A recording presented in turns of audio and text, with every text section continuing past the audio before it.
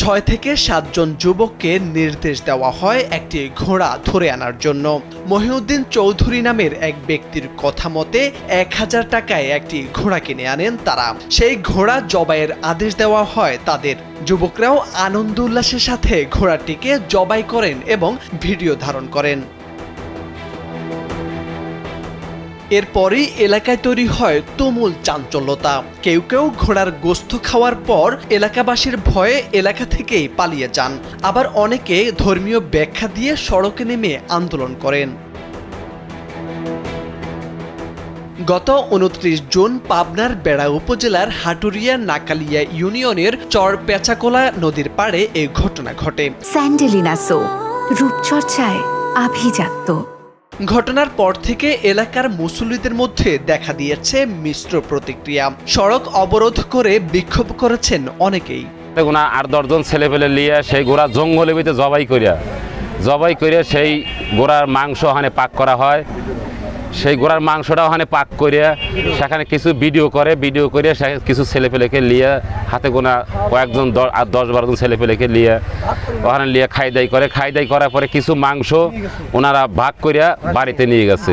আমরা অতীতে কখনো দেখিনি যে ঘোড়ার মাংস নাকি খাওয়া যায়, তো আমরা এই প্রথম দেখলাম।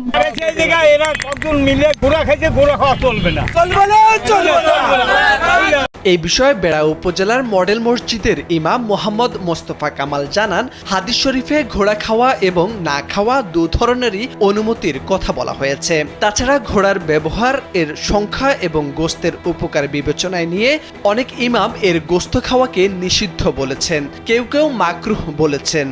হাদিস শরীফের মধ্যে আসছে, হযরত খালিদ ইবনে ওয়ালিদ রাদিয়াল্লাহু তাআলা আনহু বলেন, রাসূল সাল্লাল্লাহু আলাইহি সাল্লাম ঘোড়ার গোশত খেতে নিষেধ করেছেন। সুনানে নাসাই এবং সুনানে আবু দাউদ শরীফ এই হাদিসটা আসছে। সেক্ষেত্রে আমরা যদি ব্যাপক হারে ঘোড়ার গোশত খাই তাহলে যুদ্ধের ক্ষেত্রে এর খেদমত নেওয়া ব্যাঘাত ঘটবে। তাই এমন অবস্থায় ঘোড়ার গোশত খাওয়া জায়েজ নেই, নাজায়েজ, এবং সাধারণ ক্ষেত্রে ঘোড়ার গোশত খাওয়া মাকরুহ তানজিহি। এদিকে বেড়া উপজেলা প্রাণী সম্পদ কর্মকর্তা ডাক্তার মোহাম্মদ মিজানুর রহমান জানান, ঘোড়ার মাংস খাওয়া তেমন স্বাস্থ্যকর নয়। এই ব্যাপারে তাই তিনি সবাইকে নিরুৎসাহিত করার পক্ষপাতী। ঘোড়ার মাংস এখানে ফাইবার কম, ফাইবার মোটা, এবং এটার স্বাদ আমাদের দেশীয় গরু বা ছাগলের মতো এর স্বাদ ভালো না। ঘোড়া খুরওয়ালা স্তন্যপায়ী প্রাণী। ঘোড়া আর মানুষের সম্পর্ক বহু যুগের।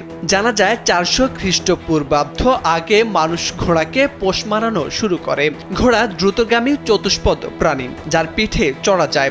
দ্রুতগামী বলে এর নাম তুরঙ্গম। ইসলামের ইতিহাসেও ঘোড়া ব্যাপক প্রসিদ্ধ। তাই ঘোড়ার গোশত খাওয়া নিয়ে মানুষের মাঝে মিশ্র প্রতিক্রিয়া দেখা যায়।